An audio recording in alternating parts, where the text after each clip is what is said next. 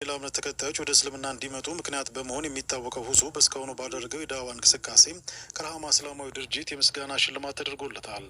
ሁሴን አህመድ ሁሱ በዕለቱ ባደረገው ንግግርም ሁላችንም የተሰጠንን ኃላፊነት በአግባቡ ለትውልዱ ማስተላለፍ ይኖርብናል ብለዋል።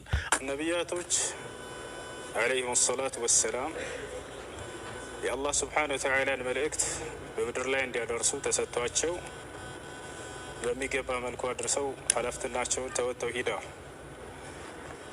ዛሬ ላይ ደግሞ የነቢያችን ሰለላሁ ዐለይሂ ወሰለም ትውልዶች ያንን የነቢያት መልእክትና የአላህ ስብሓነ ወተዓላን አደራ ከነቢያት ወርሰው ለቀጣይ ትውልድ የማድረስ ኃላፊነት ተጥሎባቸዋል።